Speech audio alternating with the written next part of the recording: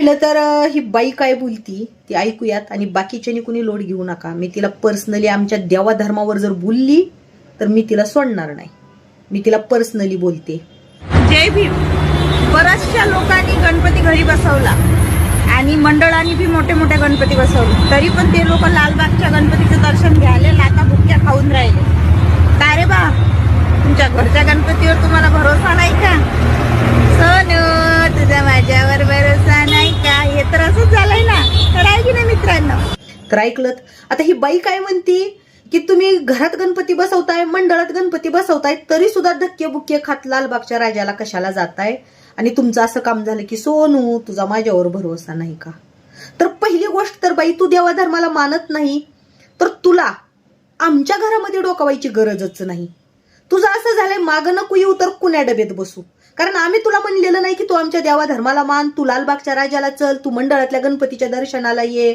जर आम्ही तुला कुठलंच निमंत्रण दिलं नाही तर तुला शेजारीच्या घरात तोंड घालायची काय गरज आहे?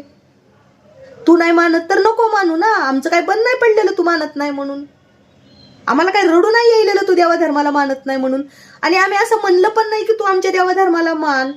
पण तुझं असं काम झालं की आता तुझ्यासाठी एक उदाहरण देते. मला सांग, तुझ्या बापाचा फोटो तुझ्या घरात असतो ना ग बाई? असतो ना?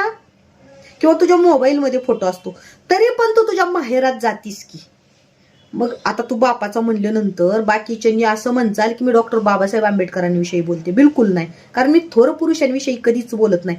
हिला जो जन्म दिलेला बाप असतो ना, त्या बापाचं बोलते. जन्म दिलेल्या बापाचा फोटो मोबाईलमध्ये असताना सुद्धा तू फक्त मोबाईलमध्ये फोटो बघायचा, पूजा करायची आणि बसायचं. माहेरात कशाला जाती?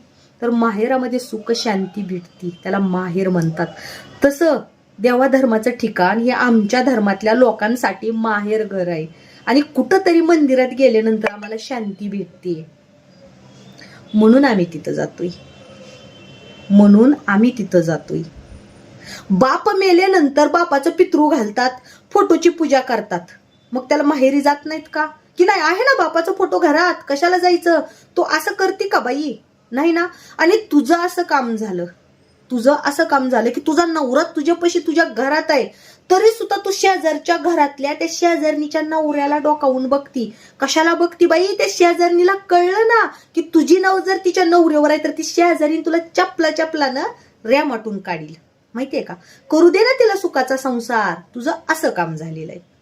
तुझं सगळं, तुझं घर, तुझं हे आहे, तरी सुद्धा तू आमच्या घरात का डोकावती ग? शेजारीच्या घरात तुझा नवरा तुझ्यापाशी आहे, त्याच्यावर ध्यान ठेव ना. तू आमच्या घरात कशाला आमच्या नवऱ्याला डोकावून बघायचं काम कर?